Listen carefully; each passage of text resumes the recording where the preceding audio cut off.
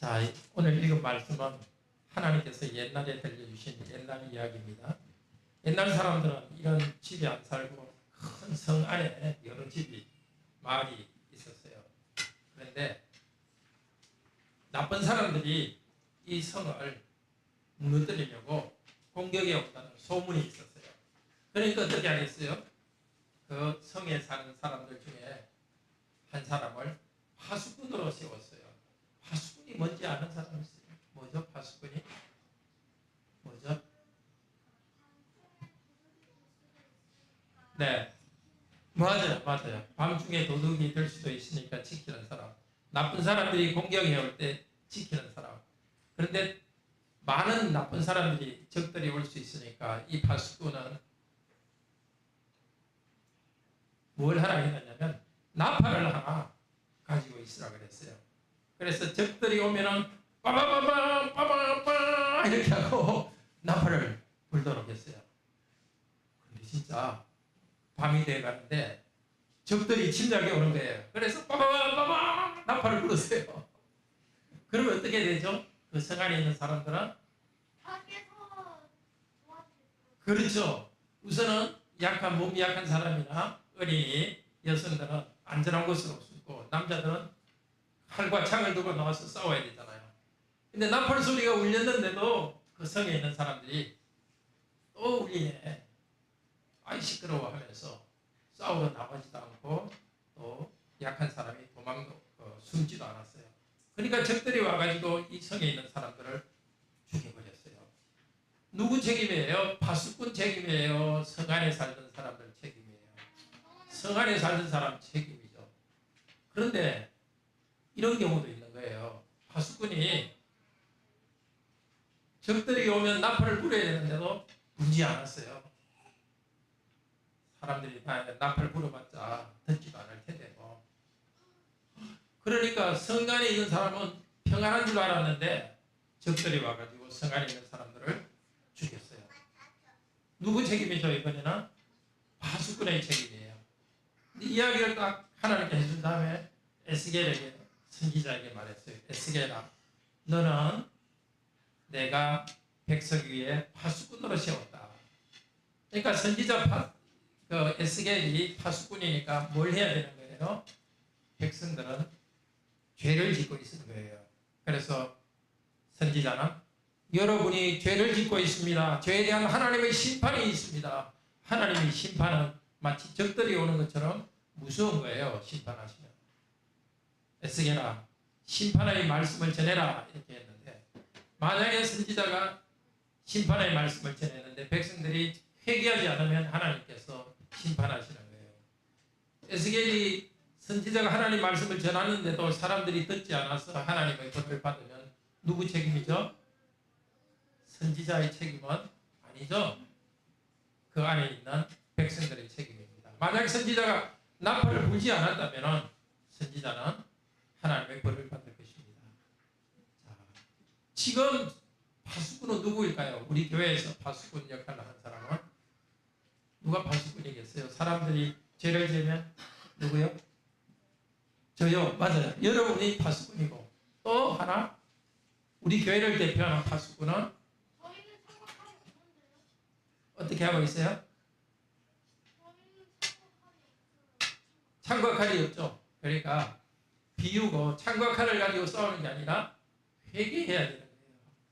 죄를 지으면 하나님의 심판이 있습니다 하니까 죄를 회개해야 되는 겁니다. 교인들한테 교회에서 여러분 죄를 회개하고 하나님을 믿고 하나님께로 돌아오십시오. 이거는 누가 주로 말을 하죠? 그러면은 목사인 제가 우리 성도님들을 여러분을 가르칩니다. 여러분 죄에 대한 하나님의 심판이 있습니다. 그래서 죄를 회개하세요. 이렇게 말했는데도 죄를 회개하지 않으면 하나님께서 벌을 내리시는 거예요. 그런데 목사인 제가 이 말을 했기 때문에 말을 듣지 않는 사람 누구 책임이 되겠어요? 회개하지 않으면 회개하지 않는 우리 교인들 책임이에요.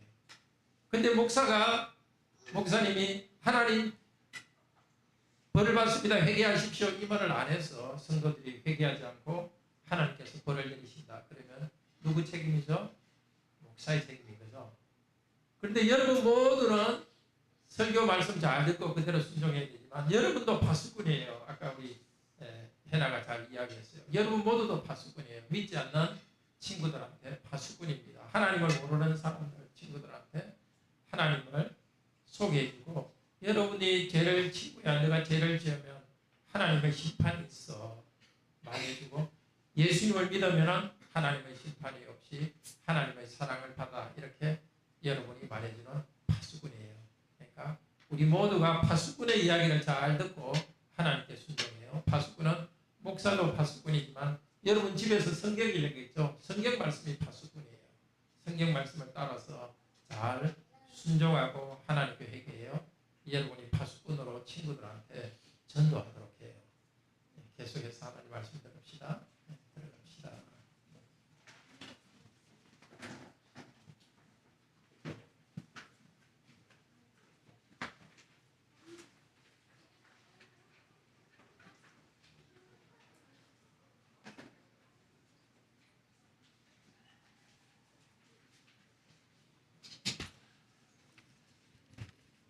네, 그렇습니다. 하나님께서 옛날에 선지자를 세워서 하나님의 백성의 죄를 지적하고 죄를 지었다는 것을 가르치고 하나님께로 돌아오도록 선지자는 복음 말씀을 전해야 됩니다. 지금 이 시대 선지자, 지금 이 시대 교회의 파수꾼은 말씀 전하는 목사입니다. 목사는 신실하게 하나님이 거룩하시고 죄를 지은 사람에게는 하나님의 심판이 있다는 말을 계속 전해야 됩니다. 성도는 어떻게 해야 되겠습니까? 성도들은 그 말씀을 듣고 회개하고 하나님께로 나와야 됩니다. 목사의 책임이 있고 또 성도의 책임이 있습니다. 에스겔의 경우에 말씀을 전해야 될 책임이 있었습니다. 에스겔이 전해야 될 말씀은 오늘 읽지는 않았지만 11절에서 말합니다. 첫째로 하나님께서는 악인이 죽는 것을 싫어하십니다. 기뻐하지 않으십니다. 악한 사람들이, 죄를 지은 성도나 죄를 지은 믿지 않는 사람들이 회개하고 하나님께 돌아오는 것을 기뻐합니다. 너희 악한 길로부터 떠나라. 왜 죽으려 하느냐 이스라엘 집아. 그러니까 이스라엘 백성이 우상을 섬기고 다른 죄악들을 범하고 있는 것, 하나님께서 그들을 싫어해서가 아니라 그들을 사랑하시기 때문에 그들을 벌하십니다. 미워서 벌하는 것이 아닙니다. 사랑해서 벌하는 것입니다. 죄의 길, 죽음의 길로부터 돌아오라고 선지자는 전해야 됩니다. 또 하나 선지자가 가르칠 중요한 것은 18절 19절 33장 18절 19절입니다. 자, 같이 한번 읽을까요? 18절 19절. 만일 의인이 돌이켜 그 공의에서 떠나 죄악을 범하면 그가 그 죄악 가운데 죽을 것이고, 만일 악인이 돌이켜 그 악에서 떠나 정의와 공의대로 행하면 그로 말미암아 살리라. 지금까지 악하게 살았더라도 회개하면 하나님께서 죄를 용서하시고 하나님께서 복 내려 주십니다. 그렇지만 지금까지 아주 선하게 살고 하나님을 믿었지만 중간에 하나님 말씀에 순종하지 않고 하나님을 경배하지 않고 죄를 지으면 하나님의 심판이 있습니다. 지금까지 우리 성도님들이 어떻게 살았는가, 그것이 중요하지 않습니다. 지금부터 미래에 어떻게 사는가 하는 것이 중요합니다. 혹시 죄를 지은 기억과 참 그것 때문에 마음에 부담이 있습니까? 에스겔의 말씀을 듣던 이스라엘 백성도 그랬습니다. 이제 내가 죄를 지었으니 어떻게 할 수 없다고 생각하고 있었습니다. 아닙니다. 하나님께서는 여러분이 죄를 지었더라도 죄로부터 회개하고 돌이킬 때 새로운 삶을 살도록 해주십니다. 지금까지 하나님 뜻대로 잘 살았지만은 만약에 지금부터 그리고 이후에 하나님의 말씀을 떠난다면 하나님의 징벌이 여러분에게 있습니다. 하나님께서는 우리 모두가 이 하나님의 경고를 받고서 회개하고 돌아와서 하나님의 은혜를 받기를 원합니다. 오늘 첫 번째 전할 말씀이 그것입니다. 바로 하나님은 선지자를 백성의 죄를 회개하도록 경고하는 파수꾼으로 세웠습니다. 그리고 오늘 전체 들을 말씀은 복음의 말씀을 우리가 듣고 매일 회개하고 파수꾼으로 전도하도록 합시다. 오늘 두 번째 들을 말씀입니다. 하나님은 우리 모두를 복음 전하는 파수꾼으로 세워주셨습니다. 오늘날 하나님께서 세우신 파수꾼은 1차적으로 목사입니다. 그리고 하나님의 백성은 그때 그랬듯이 지금도 죄인입니다. 믿지 않는 사람들도 죄인이요, 하나님의 백성인 우리도 하나님 은혜로 구원받았지만 아직 남아있는 죄의 찌꺼기가 있습니다. 목사는 성도와 회개하고 돌아오도록 설교하고 가르쳐야 됩니다. 또 믿지 않는 사람에게도 사람이 죄인이고 죄에 대한 심판이 있다고 가르쳐야 합니다. 목사가 전하는 죄와 심판의 말씀을 들으면 성도님들은 바로 회개하고 돌아와야 됩니다. 하나님께서 전하는 이 메시지는 마치 적들이 오고 있다, 나팔을 부는 것처럼 하나님의 심판이 있다는 이 메시지 그대로 이루어집니다. 모든 책임은 목사가 바로 말씀을 전했는데도 죄에서 돌아오지 않고 그래서 하나님의 심판을 받으면 목사는 책임이 없습니다. 자기 할 일을 다 했기 때문입니다. 그러나 그 삶에 대한 책임은 성도의 책임입니다. 모든 죄는 죄에 대한 벌은 죽음입니다. 하나님께서는 우리에게 심판하십니다. 죄인에게 내리시는 심판을 피하도록 합시다. 복음의 나팔 소리를 듣고 순종하도록 합시다. 그리고 또 우리도 복음의 나팔을 부는 사람이 되도록 합시다. 우리가 전할 말씀은 마지막 심판과 현재 받고 있는 심판, 그리고 예수님을 통한 구원이 있다는 것입니다. 죄인에 대한 하나님의 심판이 있다는 것을 전해야 됩니다. 하나님의 심판은 미래에 주시는 심판도 있고 지금 하나님께서 우리에게 내리는 심판이 있습니다. 첫째로 미래의 심판은 예수 그리스도께서 재림하시면 모든 사람에게 영원한 심판이 있습니다. 예수님을 믿은 사람이나 죄를 지은 사람이나 또 예수님을 믿지 않는 사람이나 다 부활합니다. 부활해서 예수님을 믿고 의롭게 살아간 사람들은 영원한 영생을 누릴 것입니다. 예수님을 믿지 않고 악한 길을 걸어간 사람은, 회개하지 않은 사람들은 부활하지만은 영원한 징벌을 받는 것으로 부활합니다. 그런데 하나님께서는 지금 이 순간에도 미래의 심판 말고 지금 이 순간에도 악인들을 심판하시고 있습니다. 로마서 1장 18절에서 이렇게 말합니다. 같이 한번 봅시다. 로마서 1장 18절.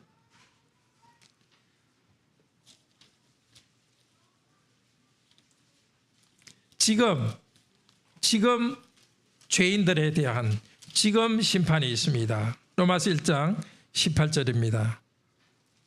같이 읽읍시다.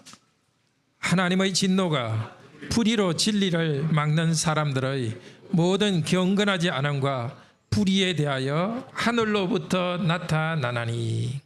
하나님의 진노가 나타난다는 것은 하나님께서 진노 가운데 심판하시고 있다는 것입니다. 어떤 것에 대한 심판이 있다고요? 경건하지 않은 것. 경건하지 않은 것은 하나님을 하나님으로 인정하지 않고 공경하지 않는 것입니다. 하나님을 향하여서 예배하지 않고 감사하지도 않는 것입니다. 그런 사람들에게 이미 심판이 있습니다. 또 어떤 사람에 대한 무엇에 대한 심판이 있다고요? 불의에 대하여 하늘로부터 지금 심판이 있다. 하나님이 정하신 질서에 반대되는 행동입니다. 하나님 그분에 대해서 저항하고 하나님 그분이 우리에게 주신 말씀에 저항하는 사람들은 이미 심판을 받고 있습니다. 그들은 진리를 맡고 있습니다.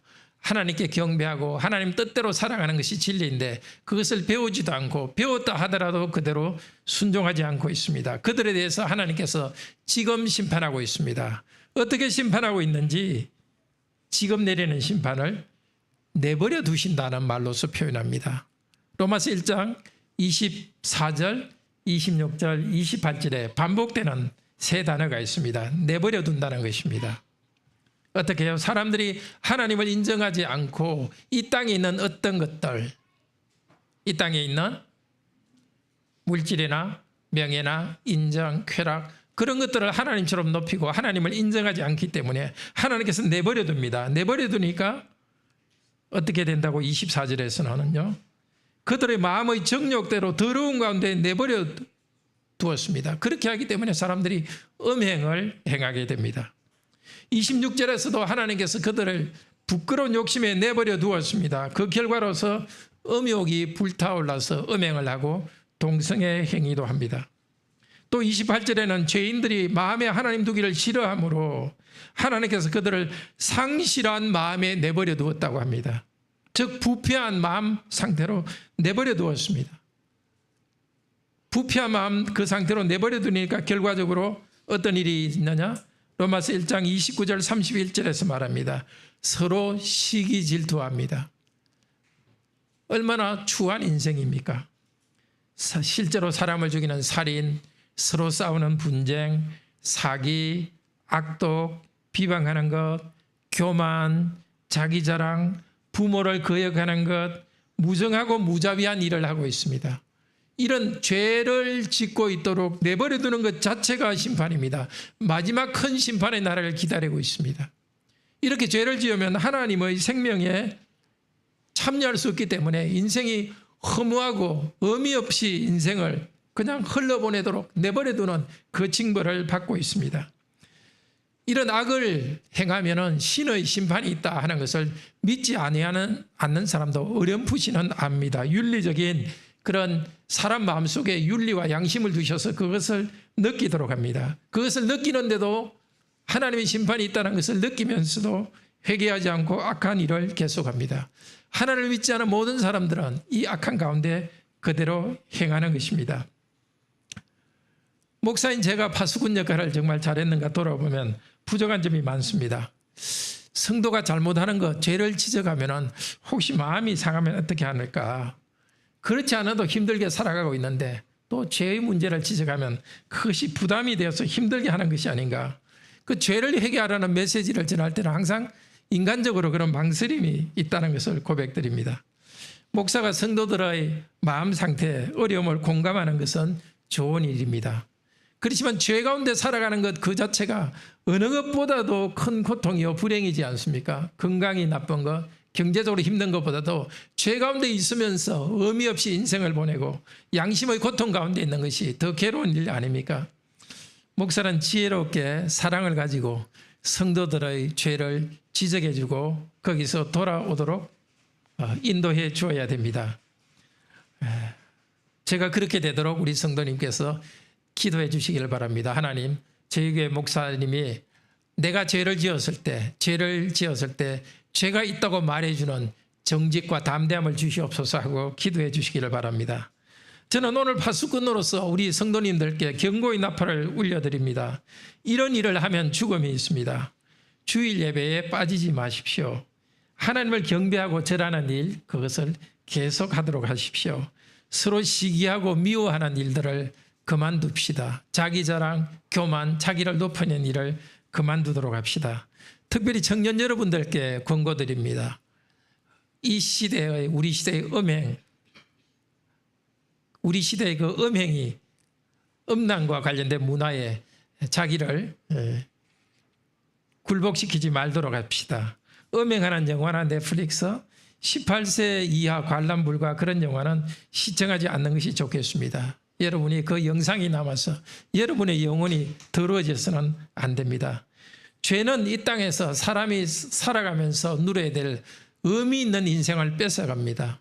죄를 지으면 하나님으로부터 가려져 가지고 참 생명이 없이, 정말 영혼 없이, 참 생명이 없이 살아가게 됩니다. 회개하지 않는 죄에 대한 하나님의 심판이 있습니다. 더 이상 시간을 낭비하지 말고 죄가 발견되면 어서 회개하고 돌아오도록 합시다. 파수꾼은 죄에 대한 하나님의 심판을 선언하는 것으로 끝나서는 안 됩니다. 죄악된 길에서 돌아와서 하나님께로 나아가도록 전해야 됩니다. 바로 예수 그리스도를 믿으면 구원받는다는 이 말씀을 전해야 됩니다. 우리들은 죄 가운데 있고 영적으로 죽어 있습니다. 우리 힘으로 하나님께 돌아갈 수 없습니다. 그래서 하나님께서 예수라는 사람이 되셨고 죄가 없으신데도 죄인 중의 한 사람으로 인정되셨습니다. 우리 죄에 대한 책임을 지고 십자가에서 하나님의 심판과 저주를 받았습니다. 그러나 하나님께서는 다시 예수 그리스도를 부활하게 하셨습니다. 사도행전 2장 32절 33절에서 증거합니다. 이 예수를 하나님이 살리셨습니다. 하나님이 예수님을 하늘 높이 다시 하늘로 오게 하셨습니다. 예수님은 약속하신 성령님을 아버지께 받아서 사도들에게 주었습니다. 교회에 주었습니다. 예수 그리스도를 믿는 사람에게 성령님을 주셨습니다. 사도행전 2장 38절에서 베드로 사도가 사도들을 대표하여 말합니다. 너희가 회개하여 예수 그리스도의 이름으로 죄사함을 받으라. 그리하면 성령의 선물을 받으리라. 세례받기 위해서는 먼저 예수는 그리스도다, 메시아라는 것을 믿어야 합니다. 예수님의 이름을 믿으면, 예수님께서 하신 일을 믿으면 죄를 용서받습니다. 우리 성도님이 이미 경험하신 것이죠. 다시 예수 그리스도를 믿고 죄 용서의 은혜를 누립시다. 그리고 죄 용서받은 성도에게는 성령님을 선물로 내려주십니다. 성령께서 우리 안에서 분주하게 열심히 일하십니다. 그래서 성령님의 열매를 맺습니다. 한편으로는 죄악된 본성이 있지만 하나님께서 성령님을 통해 그것을 누르시고 점점 없애주시면서 성령님을 통하여서 우리가 거룩한 삶을 살아가도록 합니다. 성령님의 열매, 사람들과의 관계 속에서 실천합니다. 내 마음속에 성령님의 열매가 있지만 동시에 그것은 열매는 바깥으로 나타나는 것입니다. 다른 사람, 가족과 이웃과 친구들과의 관계 속에서 성령께서 우리를 통해서 일하십니다. 사랑과 희락과 기쁨이죠. 사랑과 기쁨과 평화와 오래 참음과 자비와 양선, 착하다는 뜻입니다. 자비와 양선과 충성과 즉 신실함입니다. 온유와 절제, 성령님의 열매를 사랑과의 관계 속에서 맺으면서 살아가게 하십니다. 로마서 8장 13절에서는 이렇게 말합니다. 너희가 육신대로 살면 반드시 죽을 것이로되 영으로서 몸의 행실을 죽이면 살리니. 이 육신이라는 것은 여기서 죄악된 본성을 말합니다. 그냥 몸이 아니라 죄악된 본성. 우리가 죄악된 본성을 따라가면 반드시 죽습니다. 죽는다는 것은 뭐냐면 생명의 근원 대신은 하나님으로부터 떨어져 있다는 것입니다. 그냥 자연적인 생명만 있지 하나님께서 주시는 새로운 하나님 나라의 성품을 가진 성령님의 성품을 가진 그런 생명을 누리지 못합니다. 죄악 가운데 있을 때는 그렇게 됩니다. 그렇지만은 죄악된 본성을 따르지 않고 영으로서 즉 성령님을 의지하여서 몸의 행실을 죽이면, 몸의 행실은 죄악된 행동입니다.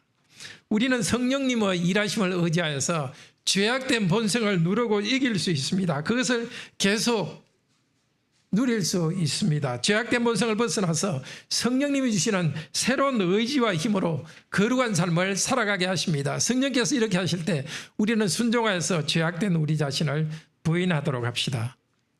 목사와 교역자들은 복음을 전하는 파수꾼입니다. 그리고 모든 성도님도 이 복음을 전하는 파수꾼입니다. 고린도전서 9장 16절에서 사도 바울은 말합니다. 고린도전서 9장 16절입니다. 내가 복음을 전할지라도 자랑할 것이 없으면 내가 부득불함이라. 만일 복음을 전하지 아니하면 내게 화가 있으리로다. 여기 부득불 복음을 전한다는 말은 하기 싫은데 억지로 복음을 전한다는 그 뜻은 아닙니다. 부득불이라는 것은 반드시 해야 될 당연한 의무라는 뜻입니다. 복음을 전하는 것은 당연히 해야 될, 반드시 해야 될 의무입니다.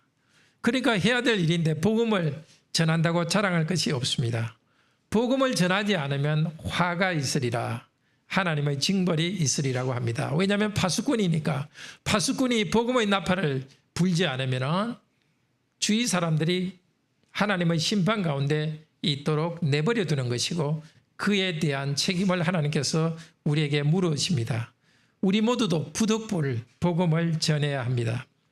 우리가 파수꾼으로서 사명을 다하며 복음을 전하려면 담대해야 됩니다.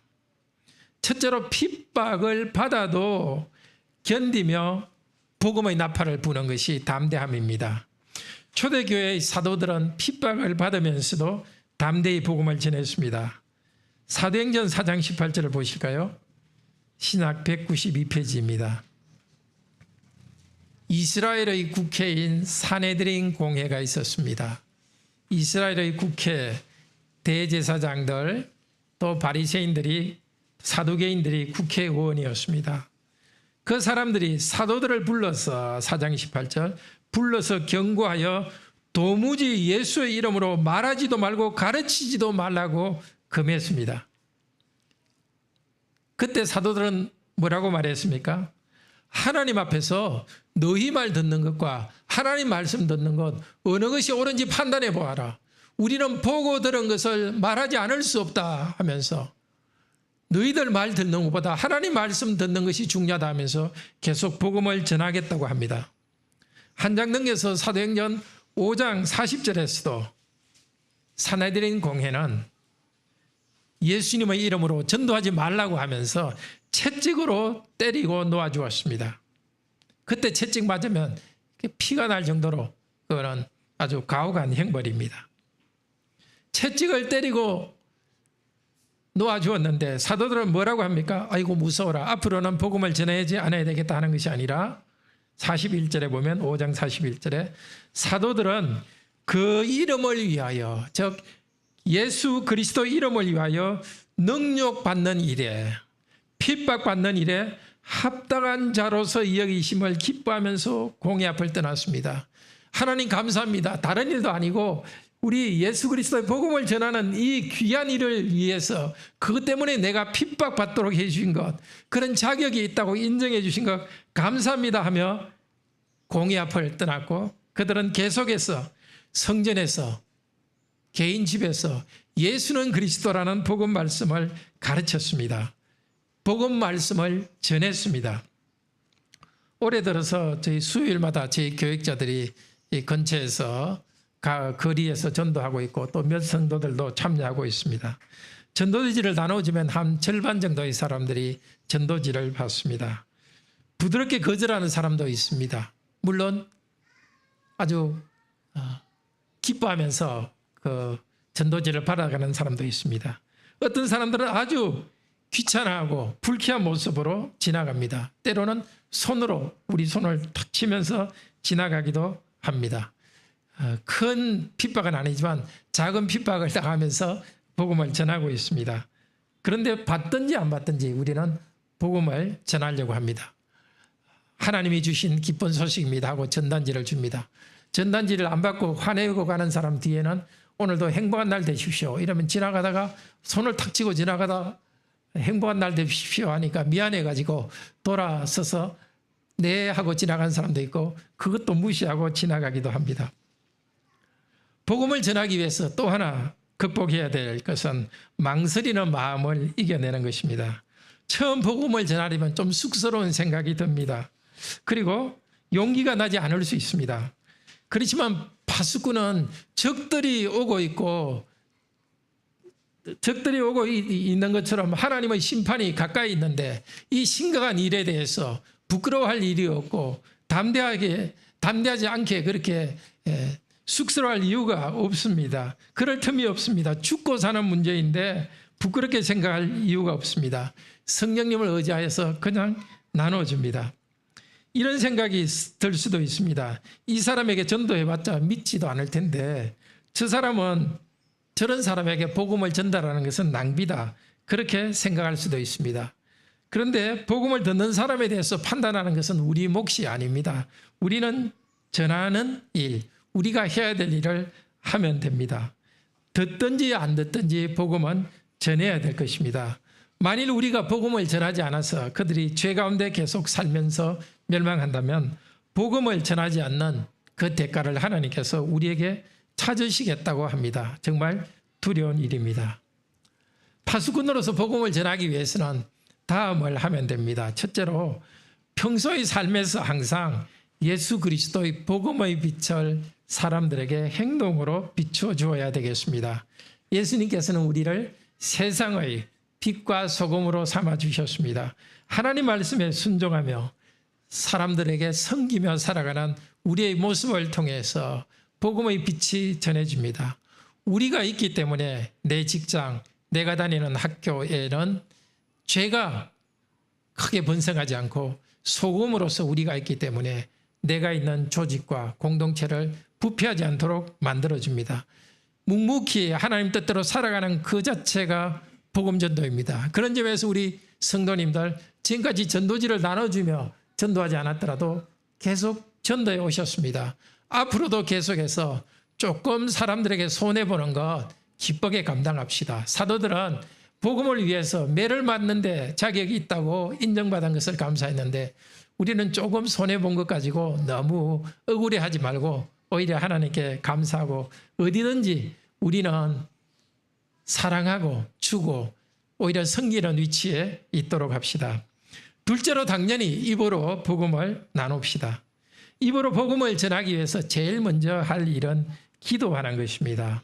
하나님, 제가 예수 믿고 구원받는 이 기쁜 소식을 전하게 해주세요.